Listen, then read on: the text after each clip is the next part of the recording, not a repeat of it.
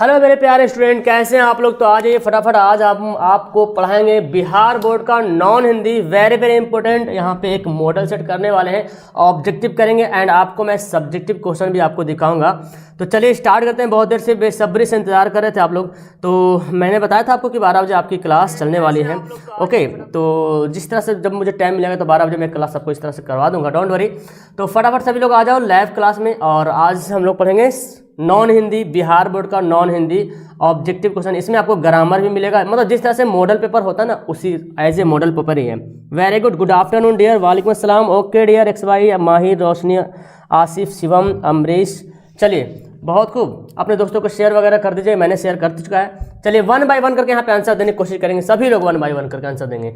आंख का पर्यायवाची शब्द कौन सा है? ओके, तो जिसका गोधुली हिंदी वाले बच्चे अगर कोई आए होंगे तो डोंट वरी, अगर आप आके पढ़ना चाहते हो पढ़ें, लेकिन इसमें जो ग्रामर है वो आपके लिए ज़्यादा बेनिफिट होने वाला। बाकी तो चैप्टर वाला तो आपको मिलेगा नहीं उसमें से, है ना। तो आंख का पर्यायवाची शब्द कौन है? मृग, नेत्र, निरप। चलिए फटाफट आप लोग आंसर बताएंगे। आंख का पर्यायवाची शब्द कौन है? बी, यानी कि नेत्र। चलिए नेक्स्ट पढ़ते सेकंड। षड्यंत्र शब्द का सही संधि विच्छेद क्या है? षड्यंत्र षड दर्शन, षड दर्शन शब्द का सही संधि विच्छेद क्या है? तो ऑप्शन को देखिए आप, षड जोड़ दर्शन, षड जोड़ दर्शन, षट जोड़ दर्शन और षट जोड़ दर्शन। ओके, तो इसका जो आंसर होगा ऑप्शन सी होगा। तो षट जोड़ दर्शन, ये जो टा में जो हलंत लगा हुआ ना, यही आपका दूसरा वाला सही होगा। चलिए तीसरा सवाल देखें। ईदगाह कहानी किस परिस्थितियों पर टिप्पणी करती है? जो ईदगाह कहानी है वो सामाजिक बुराइयों पर टिप्पणी करती है, या वंचित बच्चों पर टिप्पणी करती है, या निराशा पर, या उदासी पर। तो ईदगाह जब कहानी पढ़ोगे तो वहाँ पे एक बच्चा की कहानी, हामिद की कहानी बताया गया, वंचित बच्चों की कहानी, ठीक है ना। वंचित बच्चा को जो है टिप्पणी करती है, वो कहानी जो होती है वंचित बच्चों पर टिप्पणियाँ होती है। Very good. चलिए आगे बढ़ते हैं। छोटा नागपुर किसका एक छोटा टुकड़ा है? छोटा नागपुर जो झारखंड में पड़ता है, जहाँ क्या बोलते हैं जी इसको, अरे जो जलप्रपात है, याद नहीं आ रहा दिमाग से। अच्छा, तो जलप्रपात जहाँ पे है छोटा नागपुर में, हुंडरू का जलप्रपात, ठीक है। तो एक स्वर्ग का एक टुकड़ा माना गया है, आपकी किताब में जो लिखा हुआ उसके अकॉर्डिंग टू दिस, है ना, एक स्वर्ग का टुकड़ा माना गया है। आगे देखते हैं। अशोक का शस्त्र त्याग किसकी रचना है? यानी कि अशोक का शस्त्र त्याग है, उसके लिखने वाले कौन है? वंशीधर श्रीवास्तव, आचार्य शिव पूजन सहाय, फणीश्वर नाथ रेणु, रामधारी सिंह दिनकर।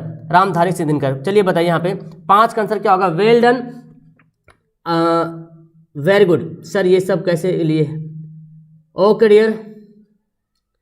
ओ, ये है नॉन हिंदी। नॉन हिंदी आपको पता होना कि आपको नॉन हिंदी पढ़ना है, या तो किसले, ये किसले हिंदी बोलते हैं, एक होता है क्या बोलते हैं, गोधुली हिंदी, ठीक है ना। तो गोधुली हिंदी अक्सर नॉन मुस्लिम बच्चे सिलेक्ट करते हैं, और जो मुस्लिम बच्चे होते हैं वो अक्सर नॉन हिंदी सिलेक्ट करते हैं, ठीक है ना।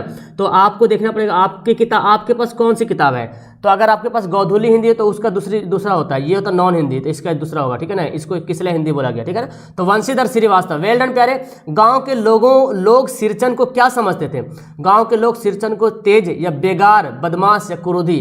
तो बेगार समझते थे। क्या समझते? बेगार। Okay, option B. चलिए बहुत खूब। आगे देखिए सवाल। ईदगाह भेजने से पहले हामिद की दादी का दिल क्यों कचोट रहा था? क्योंकि देखिए हामिद कैसे अकेले जाएगा, इसलिए, या हामिद नए कपड़े और जूते मांग रहा था इसलिए, या हामिद अपने पिता के आने का इंतजार कर रहा था इसलिए, या हामिद अपनी दादी को भी ले जाने की जिद कर रहा था। बताइए भाई क्या होगा? हामिद कैसे अकेले, इसलिए सोच रही थी, उसकी दादी सोच रही थी, आमिना नाम रहती उसकी दादी का, सोचती कि हामिद ईदगाह कैसे जाएगा यार, है ना, एक छोटा सा बच्चा है, कैसे जाएगा, इसीलिए। ओके, आगे है। देखिए ये आपको संधि विच्छेद बहुत इंपॉर्टेंट, बहुत बार पूछा गया एग्जाम में। नयन शब्द का सही संधि विच्छेद बताइए क्या होगा? नयन शब्द का सही संधि विच्छेद क्या होगा? Well done. तो ने जोड़ अन ये बनता है, ठीक है, ने जोड़ अन, ने ये वाला, नए नहीं, ने जोड़ अन मिलकर बनता है नयन। ओके, ऑप्शन नंबर सॉरी अन्य, ने जोड़ इन, ने जोड़ इन, हाँ नयन, ये वाला होगा, ने जोड़ इन नयन। हाँ, ई लगेगा, ए और ई मिलके या बन जाता है, ठीक है ना। तो ने जोड़ इन नयन। चलिए बताइए यहां पे।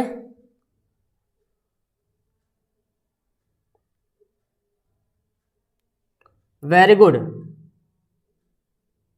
ने जुड़ अन, हाँ ठीक है, मैं तो गलती बोला था, ठीक, ऑप्शन सी वाला सही होगा, इन वाला नहीं होगा यार, इन तो मैं गलती, ने जोड़ अन ही होता है, मैं भी उल्टा बोल दिया, ऑप्शन सी होगा। हाँ, ने जोड़ अन नयन होता है। एक मिनट यार, एक मिनट ये आगे चला गया। ने जोड़ अन, ऑप्शन सी। ठीक है ठीक है, ने जोड़ अन, ठीक है, ऑप्शन सी ठीक है। चलिए आगे बढ़ते हैं। उपयुक्त का संधि विच्छेद कीजिए। उपरयुक्त जो है यहाँ पे उसका संधि विच्छेद क्या होगा? देखिए उपरयुक्त का संधि विच्छेद, तो इसका आंसर होगा ऊपरी जोड़ उक्त। देखिए ये वाला 9 का ऑप्शन बी होगा।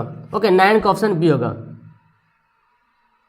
नए नहीं होगा, नए जोड़ अन नहीं होगा, नए से मिलकर अलग बनता है, ने जोड़ अन होता है। 8 का सी होगा, ठीक है ना, 8 का सी राइट है और 9 का बी। चलिए ठेस कहानी के लेखक कौन है? दिनकर या आज्ञे या निराला या फणीश्वर नाथ रेणु? बताइए फटाफट क्या होगा।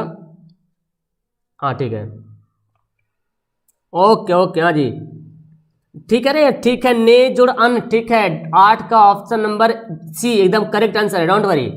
ओके ठेस कहानी के लेखक कौन है? फटाफट बोलो। हाँ अरे रे ठेस कहानी 10 का टेस्ट, आज टेस्ट होगा मैथ का वेबसाइट पे, पूरा 100 क्वेश्चन रहेगा, ठीक है ना, 100 क्वेश्चन रहेगा, मैथ का टेस्ट होगा आज।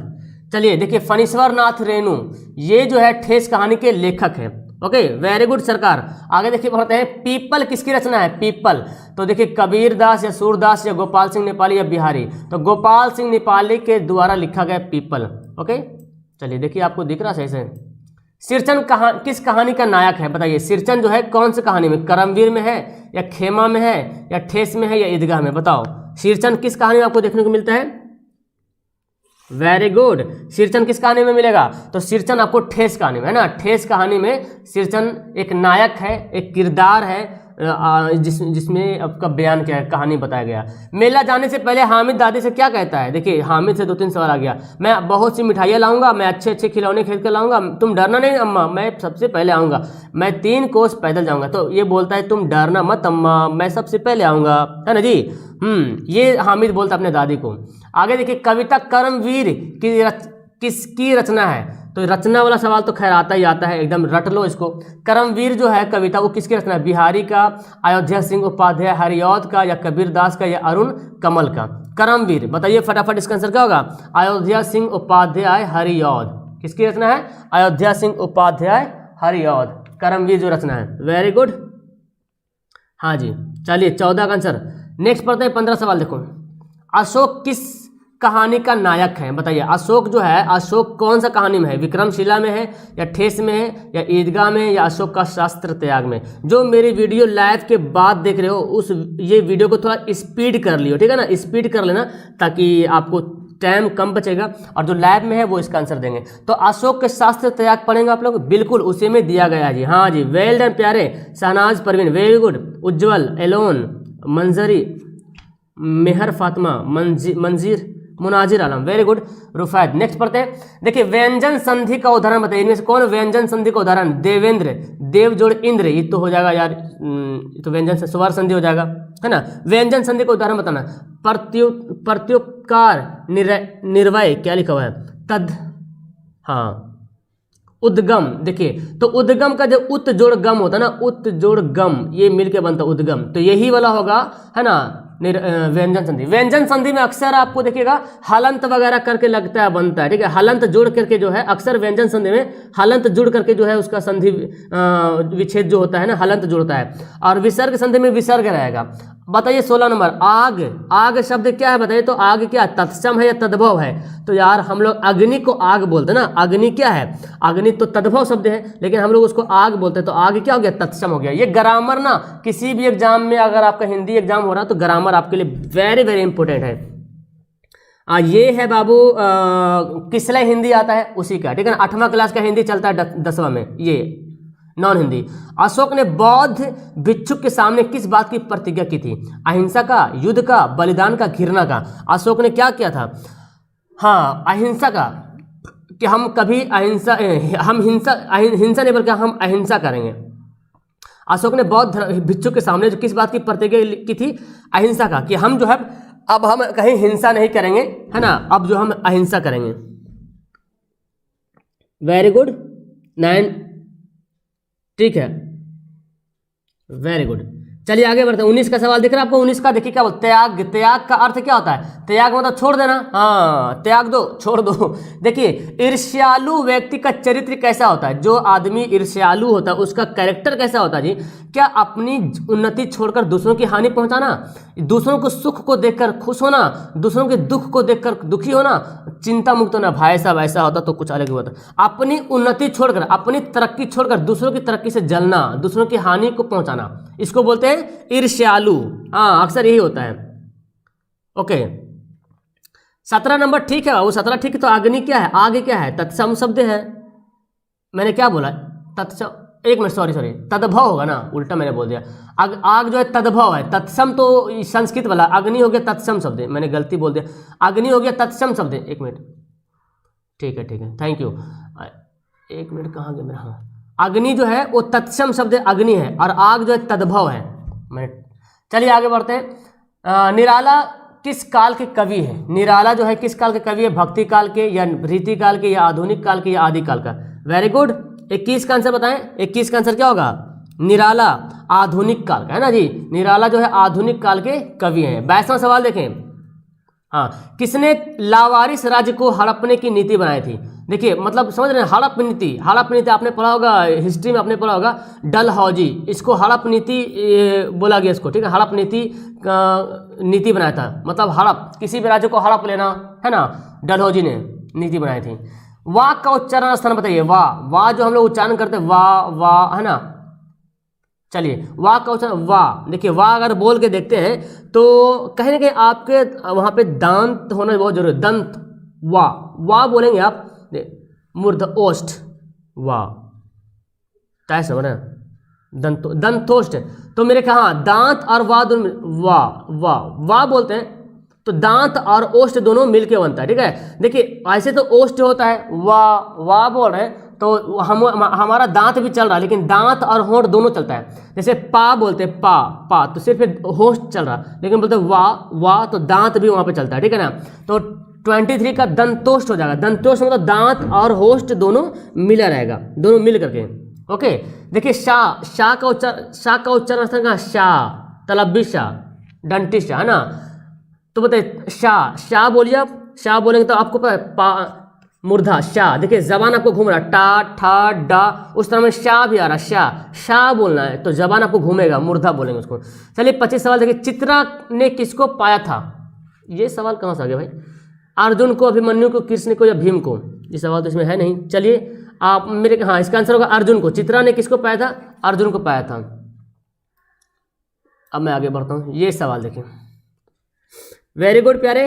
बहुत लोग वीडियो को लाइक करें। आप लोग वीडियो को प्लीज़ लाइक करें एंड अपने दोस्तों को शेयर करना मत भूलिएगा। लाइक तो जरूर कीजिए, और पहली बार आए तो सब्सक्राइब कर लीजिएगा। खुशबू रचते हैं हाथ किसकी रचना है? ठीक है ना, खुशबू रचते हैं हाथ किसकी रचना है? बताइए किसने लिखा खुशबू रचते हैं हाथ? तो आपको पता होगा अरुण कमल, है ना जी। अरुण कमल इसके राइटर है। 27वां सवाल देखिए। झांसी की रानी किसकी रचना है? झांसी की रानी सुभद्रा कुमारी चौहान, या प्रेमचंद, या गोपाल सिंह नेपाली, महादेवी वर्मा? तो इसका आंसर होगा सुभद्रा कुमारी चौहान। वेरी गुड, फटाफट आप लोग आंसर दे। क्वेश्चन दिख रहा है, फटाफट आंसर दीजिएगा। बाल गोविंद भगत सिर में क्या पहनते थे? पगड़ी, या गांधी टोपी, या कबीर पंथी टोपी, या गुजराती पगड़ी? तो जो बाल गोविंद भगत थे ना, वो कबीर दास के बड़ा महंत, मतलब बड़ा संत थे। उसको मतलब बहुत ही क्या बोलते, पैरोकार बोलते, अनुयायी बोलिए, है ना। बिल्कुल। कौन सा शब्द यौगिक शब्द है? देखिए यौगिक शब्द किसको बोलते हैं? जो दो शब्द से मिलकर बना उसको बोलते हैं यौगिक शब्द। ओके, जो दो शब्द मिलकर बनता है उसको बोलते हैं यौगिक शब्द। ओके, तो यहाँ पे देखिए पाठ जोड़ शाला, इसको क्या बोलेंगे? यौगिक शब्द बोलेंगे। ऑप्शन हो जाएगा बी। ओके, देखिए कौन प्रेरणार्थक शब्द है? प्रेरणार्थ शब्द है, लिखना, पढ़ना, चढ़वाना, पढ़ना। बताइए प्रेरणार्थ शब्द में समझ रहे ना। कॉजेटिव वर्ब आप लोग पढ़े होंगे, आप लोग कहीं पढ़े होंगे ग्रामर में। कॉजेटिव वर्ब है, पढ़ना के जगह पे क्या? पढ़वाना, लिखवाना, ठीक है ना। लिखवाना, पढ़वाना, खिलवाना, इस टाइप का जो वर्ड होता है ना उसको बोलते हैं प्रेरणार्थ शब्द, ठीक है। प्रेरणार्थ क्रिया बोलेंगे। पढ़वाना तो पढ़ने रे बोल के पढ़वा रहे, लिखवाना लिखने रे बोल के लिखवा रहे। तो ऐसा सब वर्ड रहेगा तो क्रिया होगा प्रेरणार्थ क्रिया। इसको कॉजेटिव बोलते हैं, कॉजेटिव वर्ब बोलते हैं। बाल गोविंद भगत साधु नहीं तो क्या थे? बताइए तो क्या थे? व्यापारी थे, भिखारी थे, गृहस्थ थे, क्या थे? तो आपको बाल गौन भक्त पढ़ना, ये गिरहस्थ थे, खेती वगैरह करते थे ना, गिरहस्थ मतलब घर का काम वगैरह जो भी करने होता है। वेरी गुड, ओके चलिए आगे बढ़ते हैं। संजू के डायरी लिखने की प्रेरणा किससे मिलती है? बापू से, है ना। बापू समझ रहे हैं ना, गांधी जी से, उससे जो है डायरी लिखने की प्रेरणा मिलती है। ठेस कहानी में किसकी लोक संस्कृति का प्रभाव वर्णन किया गया? ठेस कहानी में मतलब किस क्या बोलते हैं, किसकी लोक संस्कृति, यानी कि कहाँ की? उत्तराखंड, उत्तरांचल की, या मिथिलांचल की, या उत्तराखंड की, या सीमांचल की? बताइए फटाफट, 33 का आंसर बताइए क्या होगा। तो यहाँ आंसर होगा मिथिलांचल, है ना जी। देखिए किताब को कहानी पढ़ना, एक चीज मैं देख रहा हूं यहाँ पे कि नॉन हिंदी में अक्सर जो क्वेश्चन पूछा जा रहा है, ज्यादा करके सवाल पूछा जा रहा कहानी से, है ना, कहानी से ज्यादा सवाल पूछा जा रहा। और जो उर्दू होता है, उर्दू में अक्सर सवाल राइटर से पूछा जाता है, जो लेखक होते हैं उससे ज्यादा पूछता है, कहानी से कम पूछता है, ठीक है ना। आपको गोधूली हिंदी में वही देखने को मिलता है कि कहानी से ज्यादा पूछता है, राइटर से कम पूछता है, ज्यादा पूछता है कौन क्या लिखा, बस रचना वगैरह पूछे था। ओके आगे बढ़ते। सिरचन को लोग कैसे समझते थे? लीजिए आ गया फिर से, चतुर, बेकार, बेगार, तो बेगार होगा, है ना, ऑप्शन नंबर सी हो जाएगा। Very good. चलिए 35 सवाल देखे बाबू। विक्रमशिला कहाँ है बाबू? विक्रमशिला विश्वविद्यालय कहाँ है? भागलपुर में। Okay option B. झांसी की रानी का नाम क्या है भाई, बताइए तो, लक्ष्मीबाई या हीराबाई या रानीबाई या पद्माबाई? झांसी की लक्ष्मी जो है, झांसी की जो रानी है उसका नाम क्या है? तो हर कोई जानता है यार, रानी लक्ष्मीबाई, हर कोई बोलता है रानी लक्ष्मीबाई। ऑप्शन क्या हो जाएगा? ए हो जाएगा। ओके ओके बिल्कुल गोविंद कुमार, ये नॉन हिंदी मुस्लिम स्टूडेंट लोग जो नॉन हिंदी पढ़ते हैं, दो हिंदी चलता है, एक कुछ बच्चे जो है गोधुली हिंदी चुनते हैं, कुछ बच्चे जो है किसले हिंदी चुनते हैं, तो मुझे भी इसको ही पढ़ाना है ना, क्योंकि उसकी भी बच्चे यहाँ पे डिमांड है। ओके मोहसिन किस पाठ का पात्र है? मोहसिन आपको ईदगाह में मिलेगा, हामिद मिलेगा, मोहसिन मिलेगा, और महमूद मिलेगा, है ना। चलिए सम्मी नाम का एक लड़का है, ओ का उच्चारण स्थान कहाँ? ओ, देखिए जब ओ आप बोलते हैं, ओ, है ना, ओ बोलते तो कर्ण से आवाज निकलता ना, कर्ण से, देखो ओ, सॉरी मैं ओस्ट, कर्ण से आवाज निकलेगा, ओ अंदर से आवाज निकलेगा, ओ, है ना। जैसे का खा बोलते हैं ना, वैसे ही ओ भी निकलता, आवाज कर्ण से निकलता है। तो थोड़ा सा उच्चारण स्थान को ध्यान से देख लीजिएगा। हालांकि का, खा, का वर्ग, चा वर्ग, टा वर्ग तो आपने अच्छे से समझ लिया होगा, लेकिन ओ, ई, इस टाइप का उच्चारण स्थान को देख लीजिएगा, ठीक है ना। ओ का उच्चारण स्थान कर्ण से हो रहा, ऐसा मत समझिए कि होस्ट से, ओट से नहीं हो रहा, कर्ण से हो रहा। ओ तो अंदर से आवाज निकल रहा है, ठीक है ना। ओके तू जिंदा है तो कविता किसकी रचना है? बताइए भाई, तू जिंदा है तो कविता किसके? शंकर शैलेंद्र। आपको ना राइटर का नाम याद करना बहुत जरूरी है। तू आ मेरा श्रृंगार कर, ये देखिए, अब इसको बताइए, खाली जगह भरना है। तू आ मेरा श्रृंगार कर, तू आ मुझे हसीन कर, मतलब खाली स्थान को भरना। तू उतार ला जमीन पर, तुझे मिली ना उम्र, चलेंगे ये भाई आपको पढ़ना पड़ेगा। तो ये है, देखिए कविता से पूछता, तू उतार ला, तू आ मेरा श्रृंगार कर, तू उतार ला जमीन पर। ये करमवीर वाला पाठ पढ़ेंगे ना तो उसमें ये मिलेगा आपको। ओके कविता का एक लाइन दे दिया है तो पूछा जा रहा। आकर्षण का विपरीतार्थ क्या होगा? ये तो हर कोई जानता है भाई, है ना। आज वेबसाइट पे मैथ का टेस्ट होगा, 100 सवाल रहेगा, आपको 100 का 100 बनाने की कोशिश करना। ओके हाँ जी चलिए आगे बढ़ते हैं। आगे सवाल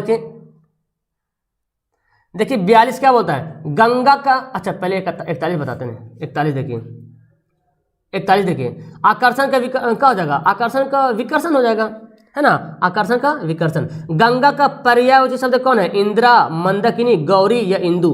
बताइए भाई, गंगा का पर्यायवाची शब्द कौन होगा? मंदाकिनी, है ना। मंदाकिनी गंगा को ही बोला जाता है। ओके गंगा, मंदाकिनी, ऑप्शन 42 का B. Okay thank you dear, thank you. हाँ आगे बढ़ते हैं। गिरेंगे जुल्म के महल, अब फिर बताना, फिर खाली जगह। गिरेंगे जुल्म के महल, एक दिन बनेंगे इनकलाब ये, या बनेंगे फिर नवीन घर, या उतार ला जमीन पर, बुरे हैं दिल के दाग ये। तो भाई आपको कविता पढ़ना पड़ेगा, बनेंगे फिर नवीन घर। देखिए गिरेंगे जुल्म के महल, बनेंगे फिर नवीन घर, ये जो एक दूसरे से मैच भी कर रहा, महल घर, है ना, ऑप्शन बी हो जाएगा। हाँ 40 का, तो 40 का मैंने यही तो बोला। तो मुझे 40 का, 40 का बी बोल दिया, ए हो, तू आ मुझे हसीन कर, यार सॉरी, तू आ मेरा श्रृंगार कर, तू आ मुझे हसीन कर, ठीक है 40 का ए होगा यार, मैंने सॉरी से बी लगा दिया, हाँ ए होगा 40 का, ठीक बोला। चलिए आगे देखते हैं सवाल। सवाल देखिए क्या बोलता है, ये तो हो गया 43 का। प्रेमचंद द्वारा रचित कहानी इनमें से कौन है? प्रेमचंद द्वारा, ओके 40 का ए होगा। प्रेमचंद द्वारा रचित कहानी कौन था? प्रेमचंद के द्वारा ईदगाह हो जाएगा, ऑप्शन हो जाएगा ईदगाह सी। चलिए पाठ जो है बाल गोविंद भगत के लेखक कौन है? बाल गोविंद भगत के जो पाठ है, जो लेसन है, उसके राइटर कौन है? तो उसके राइटर है, बताइए फटाफट। ओके यार मैंने सही कर दिया ना 40 का, ठीक है 40 का ए होगा। ओके चलिए 45 का आंसर बताओ, 45 का, वेरी गुड। 44 का सी आ गया सबका। 45 का क्या है? बाल गोविंद भगत के जो राइटर है Ramvriksh Benipuri, option number C. चलिए जी नेक्स्ट पढ़ते सवाल। चलिए अशोक ने कौन सा धर्म स्वीकार किया था? तो अशोक बताइए कौन सा धर्म है? बौद्ध धर्म है, बौद्ध धर्म को अपना लिया था ना अशोक ने, जो है बौद्ध धर्म को अपना लिया था, है ना, बौद्ध धर्म को अपना लिया था। चलिए आगे बढ़ते। ईर्ष्या की बड़ी बेटी का नाम क्या है? बताइए ईर्ष्या की बड़ी बेटी का नाम दिनकर ने क्या लिखा? ईर्ष्या की बड़ी बेटी का नाम दिनकर ने क्या लिखा है? शांति, मुक्ति, निंदा या दुर्गा? बताइए। मतलब ईर्ष्या की बड़ी बेटी का जो नाम दिनकर है उसको क्या बोलेंगे? यहाँ पे बड़ी बेटी का नाम निंदा बोलते हैं ना, ईर्ष्या की बड़ी बेटी का नाम क्या है? निंदा है। वेरी गुड, ओके हाँ जी।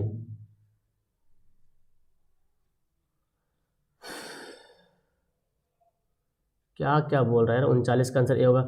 पढ़ के नहीं आ रहे तुम लोग क्या? ठीक तो है, शंकर शैलेंद्र। चलिए 48 सवाल बताओ, ठीक है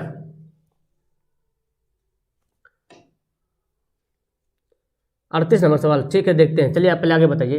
व्यर्थ का संधि विच्छेद क्या होगा? व्यर्थ का, देखिए व्यर्थ का संधि विच्छेद कीजिए, वी जोड़ अर्थ, क्या होगा? वी जोड़ अर्थ, ऑप्शन ए हो जाएगा। ओके, हुंड्रू के झरने की ऊंचाई कितनी है?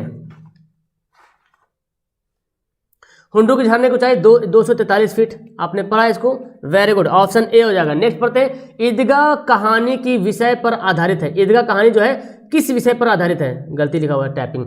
ईदगाह कहानी किस विषय पर आधारित है? तो ईदगाह जो कहानी है वो किस विषय पे है? बाल मनोविज्ञान पे, ठीक है ना, बालक के जो बच्चे लोग होते हैं उसका दिमाग क्या कहता है, उसका माइंड क्या बोलता है, उसी पे जो है ये कहानी जो है आधारित है। ओके चलिए। ईर्ष्या तू ना गई मेरे मन से, इस यह निबंध किसकी है? प्रेमचंद की है, कामता प्रशांत सिंह काम का है, रामधारी से दिनकर का है, गोपाल सिंह नेपाली का है। तो ऑप्शन भी देख के आप आराम से छाट सकते हो, ठीक है ना। हाँ क्या हो जाएगा? 51 बोलो फटाफट, वेरी गुड, 50 का आंसर है बिल्कुल। हाँ बाल गोविंद भगत, बाल मनोविज्ञान, very good. Alone attitude, Shivam, Mohammad, Kasif, Parvez, okay. 51 का बोलो फटाफट, 51 का आंसर क्या होगा? हाँ 51 का सी, वेरी गुड, रामधारी सिंह दिनकर जी। हाँ रामधारी सिंह दिनकर, तू ना गए मेरे मन से। ईदगाह के दिन आमिना क्यों उदास थी? अनाज नहीं था इसलिए, या बीमार थी, बेटा घर नहीं आया था इसलिए, या हामिद दुखी था? तो एक्चुअली क्या था, घर में अनाज नहीं था, कुछ खाने पीने का नहीं था, इसलिए आमिना जो है उदास थी ईद के दिन। हामिद के पास कुल कितने पैसे थे भाई? तो 3 पैसे थे ना। हामिद के पास कितने पैसे थे? 3 पैसे थे। कर्मवीर की पहचान क्या है? कायर होना, चंचल होना, या साहसी होना, या भाग्य भरोसे रहना? तो भाई ये तो सेंटेंस आप पढ़ के, ऑप्शन पढ़ के इसका आंसर बता सकते हैं। ओके चलिए, तो कर्मवीर की पहचान क्या है? साहसी होना। नेक्स्ट पढ़ते हैं। सूर्योदय का संधि विच्छेद क्या होगा? बताइए। ये तो बड़ा आसान है जी, सूर्य जोड़ उदय, है ना, सूर्य जोड़ उदय। देखिए ऑप्शन नंबर बी में आपने याद भी कर रखा है इसको, सूर्य जोड़ उदय। अब देखिए उस सूर्य कैसे लिखा हुआ है, यहाँ पे हर्षऊ है, यहाँ पे ऊ छोड़ दिया, यहाँ पे दीर्घऊ दिया है, लेकिन देखो दीर्घऊ दे दिया, तो ये वाला ऑप्शन नंबर बी सही होगा। आगे बढ़ते हैं। व्यक्ति की सफलता का आधार क्या है? अगर कोई व्यक्ति सफल होना चाहता है उसका आधार क्या है?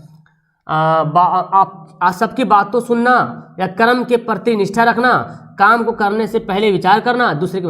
व्यक्ति की सफलता का आधार, चलिए बताइए। तो कर्म के प्रति निष्ठा रहना, है ना, कर्म के प्रति निष्ठा रहना मतलब एकदम जो ये काम करना है तो करना है, मतलब एकदम पूरा पॉजिटिव रहना है, पॉजिटिव सोच बना के रखना है। ओके बाल गोविंद भगत जो है किसकी रचना है बताइए। देखिए इजी सवाल, बाल गोविंद भगत, रामधारी सिंह दिनकर, आचार्य शिवपूजन सहाय, रामवृक्ष बेनीपुरी, फणीश्वरनाथ रेणु। बताइए रामवृक्ष, ये सवाल डबल हो गया था, रामवृक्ष बेनीपुरी है ना जी, रामवृक्ष बेनीपुरी। एक बार और सवाल पूछ दिया था, बाल गोविंद भगत किसकी रचना है, रामवृक्ष बेनीपुरी का। चलिए बहुत खूब, चलिए आगे बढ़ते हैं। बाल गोविंद भगत किस धार्मिक पंथ से संबंध रखते थे? तो बाल गोविंद भगत जो है कबीर दास से ज़्यादा मतलब लगाव रखते थे, है ना, उसी का ये जो है भक्त थे। तो ऑप्शन क्या हो जाएगा, कबीर, बी नंबर। आमिना हामिद की कौन थी भाई, बताइए, अभी पढ़ चुके हैं, आमिना हामिद की दादी थी ना, दादी थी। चलिए पर्वत का पर्यायवाची शब्द बताइए, पर्वत, पहाड़। देखिए भूस्वामी, भूधर, भूपति, भूप। चलिए बताइए इसका आंसर क्या होगा। वेरी गुड, 60 नंबर सवाल, हाँ 60 नंबर सवाल, पर्वत का पर्यायवाची शब्द है, फटाफट बताओ।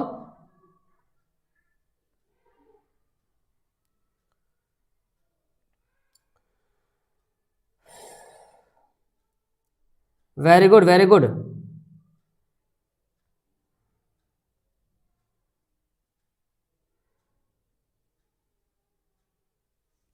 हाँ हाँ ठीक है, दादी दादी ठीक है। भूधर, भूधर एक्चुअली भूधर को ही पहाड़ बोलते हैं ना, भूधर ही होगा इसका आंसर, ठीक है। 60 का आंसर क्या हो जाएगा, बी हो जाएगा।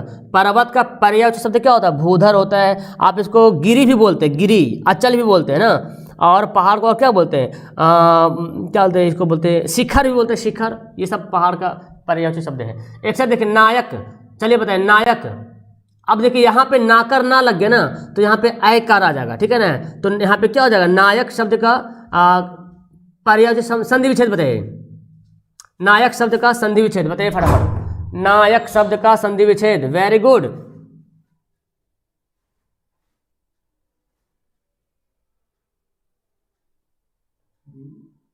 हाँ जी 60 का ऑप्शन नंबर बी, ठीक है। नए जोड़ अक, हाँ देखिए आयकार लगेगा ना तो यहाँ पे आकार आ हो जाएगा, तो नए कर अक नायक हो गया, और ने जोड़ अन नयन था। ये दोनों बात को समझना है। हामिद मेले से लाता है, क्या लाता है, पिस्तौल, चिमटा, गुड़िया। तो हामिद बहुत प्यारा बच्चा था, अपने दादी के लिए रोटी पकाने में हाथ जल जाता था उसको, दादी को, तो चिमटा लाया था, है ना। बाल गोविंद भगत अपने इकलौते बेटे की मृत्यु पर क्या कर रहे थे भाई, तो वो भजन कर रहे थे या उत्सव मनाने की तैयारी कर रहे थे या सिर पकड़ रहे थे, क्या कर रहे थे बताइए भाई। तो वो जो भजन कर रहे थे ना, भजन मतलब भजन गा रहे थे, जो भी भजन होता ना गाने का, गा रहे थे, क्या करते, भजन गा रहे थे। और अपने पतोहू को भी बोला था तुम भी भजन गाओ। तू जिंदा है तो, अब बताइए स्वर्ग, तू जिंदा है तो स्वर्ग को उतार ल जमीन पर, या चर कुचल जिंदगी की जीत पर यकीन कर। देखिए ये बनता है आपका, तो बहुत इंपॉर्टेंट आपका ये जो क्या बोलते हैं, बहुत इंपॉर्टेंट ये लग रहा है ये वाला जो कविता है। तो जिंदा है तो जिंदगी की जीत पर यकीन कर, है ना। तो जिंदा है तो जिंदगी की जीत में यकीन कर।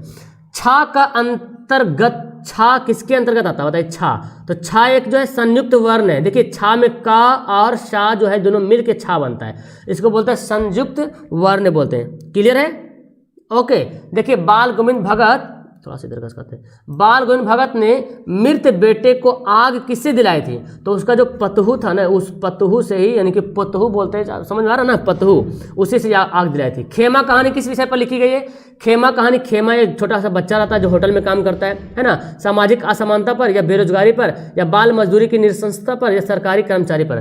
तो खेमा में आपने देखा होगा कि एक छोटा सा बच्चा है, उसमें जो होटल में काम करता है, यानी कि बाल मजदूरी, बालक जो मजदूरी करता है उसके उस पर जो है कहानी लिखा गया है। ओके चलिए, कवि ने अपने दम से किसकी जीतन चाहता है, जीतना किस क्या है, जीनत चाहता है, सॉरी जीनत उर्दू लिखा हुआ है, किसकी जीनत चाहता है, हो मेरे दम से वतन की मेरी जीनत, हो मेरे दम से यूं ही मेरी वतन की जीनत, है ना, ये है ना, हो मेरे दम से वतन की, हो मेरे दम से यूं ही मेरी वतन की जीनत। तो वतन की जीनत चाहता है। लब पे आती है दुआ बन के तमन्ना मेरी, ये जो है आपका हमद है, उसके अल्लामा इकबाल के द्वारा लिखा गया है। बाल गोविंद भगत कबीर को साहब मानते थे, इसका क्या कारण हो सकता है बताइए भाई। वह कबीर को सत्य गुरु मानते थे, या वह कबीर से घृणा करते थे, वह कबीर पंथियों को चढ़ाते थे, या वह कबीर को हीन समझते थे। भाई तो तीनों ऑप्शन तो एकदम बेकार लग रहा है ना, तीनों ऑप्शन तो एकदम नेगेटिव जा रहा। कोई भी किसी आदमी से प्यार करेगा तो भाई उसके बारे में तो तारीफ ही मांगेगा ना। हाँ नहीं, भूधर ठीक है बाबू, भूधर मतलब पहाड़ होता है, ठीक है, मैंने चेक कर लिया, 60 का तुमने बताने से पहले मैं चेक कर लिया। भूधर के मतलब पहाड़ होता है, भूपति नहीं होता है, ठीक है ना। हाँ जी, चलिए आगे। भूधर का मतलब पहाड़ ही होता है।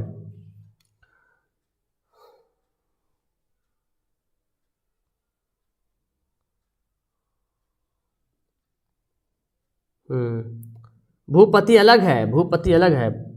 भूपति बोला गया किसको, नरेश को बोला गया, राजा को बोला था भूपति, ठीक है। बाल गोविंद भगत किस प्रकार की रचना है? बाल गोविंद भगत जो है क्या कहानी है, निबंध है, जीवनी या रेखा चित्र है ना। ये ऑप्शन क्या हो जाएगा, डी हो जाएगा 70 का। चलिए बताइए फटाफट, ठीक है। अरे ठीक तो है, भजन गा रहे थे यार, गान उत्सव मनाने की तैयारी नहीं कर रहे थे, भजन गा रहे थे, भजन गा रहे थे। सवाल एक बनता है कि बाल गोविंद भगत के जब बेटा मर गया तो क्या कर रहे थे, गा रहे थे, गा रहे थे, क्या गा रहे थे, भजन गा रहे थे, ओके। उत्सव मनाने की तैयारी नहीं करते। सवाल एक बनता है ऑब्जेक्टिव में कि बाल गोविंद भगत का जब बेटा मर जाता है तो क्या कर रहे थे, तो ऑप्शन आता है गा रहे थे, खेल रहे थे, ऐसे तो गा रहे थे, तो क्या गा रहे थे, भजन गा रहे थे। सरोज का सही संधि विच्छेद बताइए, सरोज का, तो देखिए यहाँ पे हो जाएगा सरा जोड़ जा, ओके। 71 का आंसर क्या हो जाएगा, डी हो जाएगा। चलिए 72 सवाल देखिए क्या बोलता है, इत्यादि शब्द का संधि विच्छेद क्या होगा, इति जोड़ आदि, है ना, इति जोड़ आदि। देखिए कौन वाला होगा, ये वाला ऑप्शन ए हो जाएगा, इति जोड़ आदि। आगे यकीन, एक यकीन का एक अर्थ क्या है, यकीन मतलब क्या होता है, यकीन मतलब भरोसा, है ना, मुझे तुम पर यकीन है, मुझे तुम पर भरोसा है, ओके। चलिए ओके, भूपति के मतलब राजा होता बाबू, अभी आप देखिए ना, और भूधर मतलब पहाड़ होता है। चलिए आगे बढ़ते हैं। हुंड्रू का जलप्रपात किसकी रचना है? 74 सवाल देखिए। हुंड्रू का जलप्रपात आपने पढ़ा, फणीश्वर नाथ रेणु, बंशीधर श्रीवास्तव, आचार्य शिवपूजन सहाय, कामता प्रसाद सिंह काम। चलिए बताइए 74 का सवाल, वेरी गुड। हुंड्रू का जलप्रपात किसकी रचना है, जल्दी बोलो फटाफट फटाफट, ठीक है।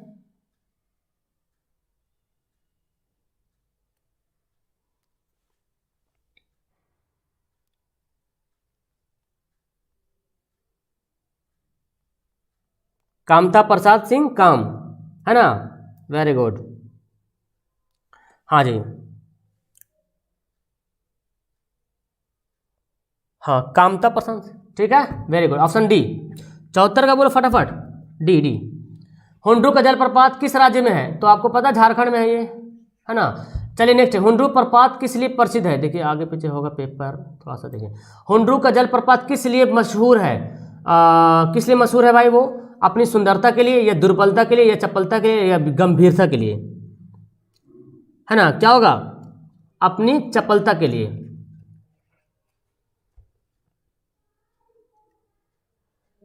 Very good. 76 सवाल का आंसर दे फटाफट, हाँ पीछे पीछे आप लोग का आंसर, रुफैद वेरी गुड, 75 का है, ठीक है।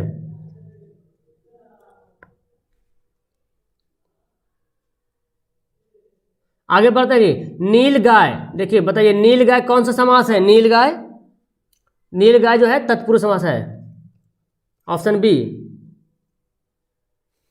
ओके ओके ओके, हाँ जी,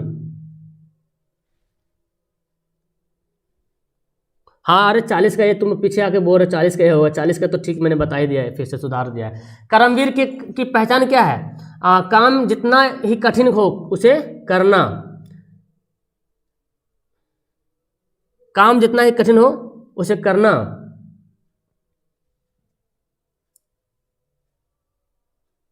ठीक है ठीक है। इसको बताइए, कर्मवीर की पहचान क्या है, काम जितना ही कठिन उसे हो किंतु उकताते नहीं, बाधा देखकर घबराते नहीं, दुख देखकर पछताते नहीं, जो भाग्य पर भरोसा करते हैं। भाई से तो तीनों ऑप्शन मैच कर रहा। काम कितना ही कठिन हो उकताते नहीं, ये बेहतर ऑप्शन यहाँ पे ऑप्शन ए हो जाएगा, ठीक है ना, ऑप्शन ए, काम कितना ही कठिन हो उकताते नहीं। कर्पूरी ठाकुर का जन्म हुआ था कहाँ बताओ, कर्पूरी ठाकुर का जन्म कहाँ हुआ था, समस्तीपुर जी, हाँ जी, बिहार के समस्तीपुर जिला में। 76 का, हुंडू का जलप्रपात अपने चपलता के लिए मशहूर है, सुंदरता सुंदरता चपलता।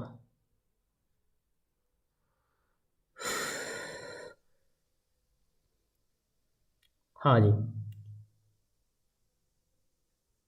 ठीक है, एक 78 के ए भी ठीक है, बाधा देखकर घबराते नहीं, बी भी ऑप्शन ठीक, लेकिन ये तीनों ऑप्शन में दुख देखकर पछताते हैं। ये दोनों ए और बी दोनों यहाँ पे काम जितना ही कठिन हो किंतु उकताते नहीं, ये भी कर्मवीर की पहचान ही है। जब काम देख के उकताएगा नहीं तो घबराएगा कहाँ से, ठीक है ना। 80 सवाल, हामिद ईदगाह से क्या खरीद कर लाता है?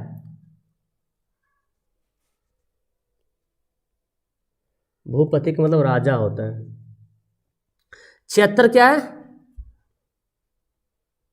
76 का सवाल हम देखेंगे, ठीक है, कंफर्म नहीं हम आ रहे हैं, देखना पड़ेगा मुझे, ठीक है।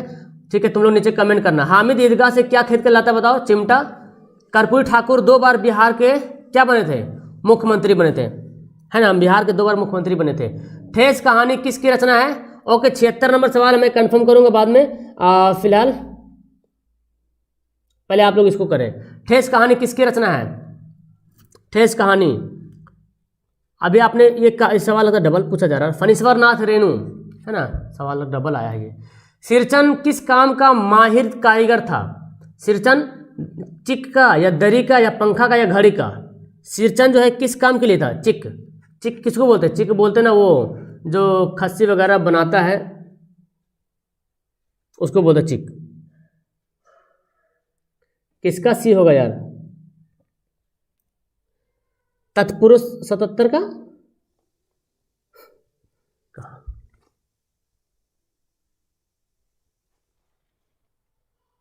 77 में क्या था? नीलगाय, ठीक तो है यार, नीलगाय। अच्छा ठीक, चेक करते हैं, चलिए बताइए, जब तक 84 बताइए आप लोग आंसर।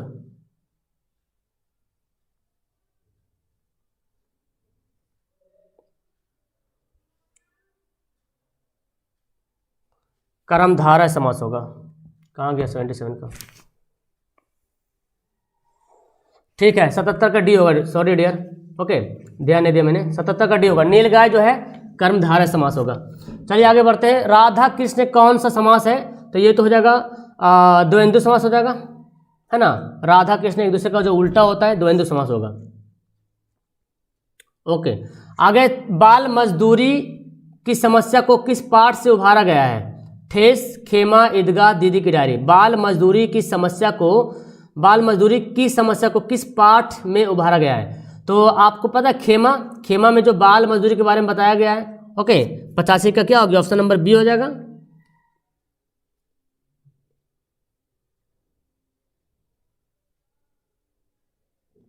ओके, आगे देखिए, कर्मवीर का व्यक्तित्व कैसे निखरता है? बताइए फटाफट आंसर। कर्मवीर का व्यक्तित्व कैसे निखरता है? 86 सवाल बताएं। बाधाओं से जूझते हुए कर्मशील रहना, है ना, ऑप्शन ए हो जाएगा। खेमा किसके होटल में काम करता था? कसारा, है ना, ऑप्शन क्या हो जाएगा? ए हो जाएगा। 87 का ए हो ना, 87, हाँ ठीक है, कसारा। सिरचन को पान की बीड़ा किसने दिया था? ओके, 8वां क्लास कराता है ये सवाल। सिरचन को पान की बीड़ा किसने दिया था?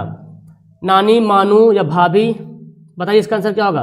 वेरी गुड, 88 का आंसर बताइए। 88 का आंसर मानू ने दे दिया था। नीलकंठ किस समास का उदाहरण है? नीलकंठ,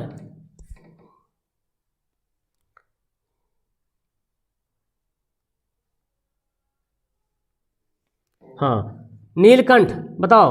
ये भी वही नीलगाय था, नीलगाय और नीलकंठ दोनों सेम है, ठीक है ना। ये भी हो जाएगा कर्मधारय समास। नीलगाय भी कर्मधारय था और नीलकंठ भी था। कौन सा शब्द शुद्ध है? देखिए, ग्रीष्म, तो यही शुद्ध है, ऑप्शन नंबर बी दिख रहा, 90 का भी। ओके,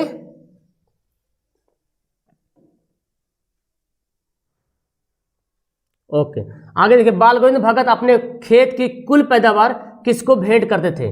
तो आपको पता है, कबीर पंथी मठ को, है ना, कबीर से वो ज़्यादा उनका लगाव था, इसलिए वहीं वो पेश करते थे। देखिए, बच्चों की दुआ प्रार्थना गीत किसकी रचना है? मोहम्मद इकबाल का, ऑप्शन नंबर सी। आप बाल गोविंद भगत कार्तिक में गाते थे, क्या गाते थे? गीत, भजन, प्रभाती, गाना। कार्तिक जो महीना होता है ना, वो बोला गया। 93 का आंसर बताइए। तो कार्तिक में जो प्रभाती गाते थे, सबका अलग अलग मतलब, हर महीना का उसका थोड़ा अलग, कार्तिक हो गया, फागुन हो गया, है ना। तो बाल गोविंद भगत कार्तिक में गाते थे प्रभाती। बाल गोविंद भगत की उम्र क्या थी बताइए भाई?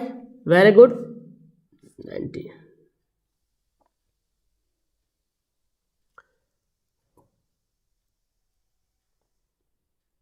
कर्मधारय समास ठीक है, नीलकंठ।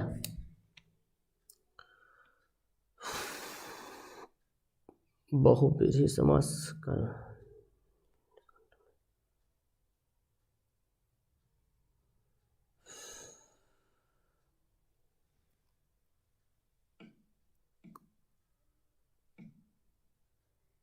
ओके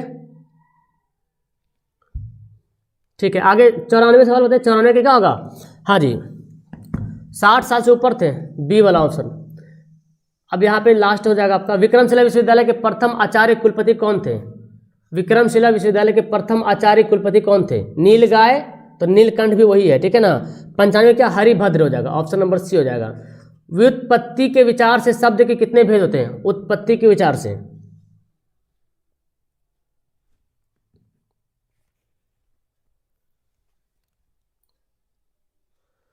छियानवे सवाल आंसर बताओ।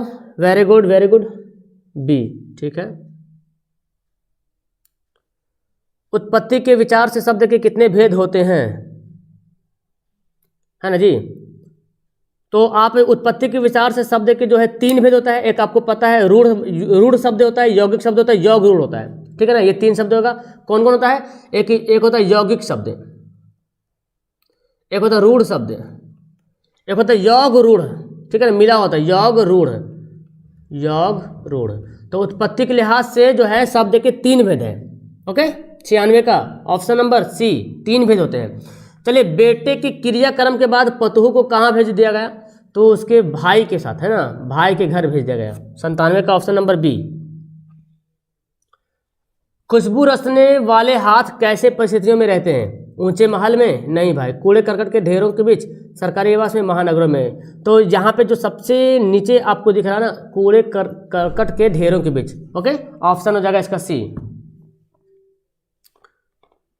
4 कौन कौन होगा बताओ मुझे, 4 कौन कौन होगा? उत्पत्ति के हिसाब से शब्द के 3 ही भेद होते हैं।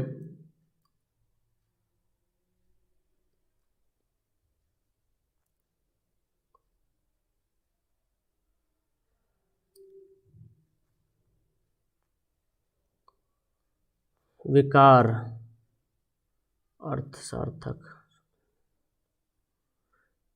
ये तत्सम तद्भव वाला है क्या? तत्सम तद्भव, देशज विदेशज।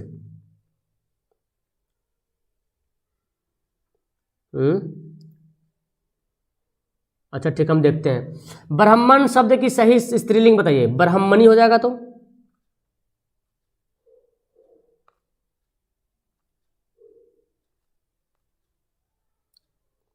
उत्पत्ति या बनावट तो वही देता है जो उत्पत्ति या बनावट।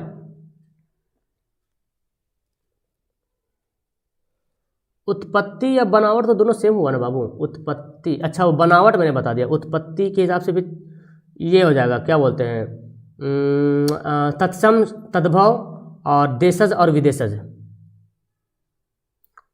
दोनों तो सेम लिखता है उत्पत्ति या बनावट के लिहाज से। अच्छा 99 देखो, ऑप्शन ए हो जाएगा ए, ब्राह्मणी। और 10 का क्या? कलिंग महाराज की कन्या का नाम क्या था? पद्मा था।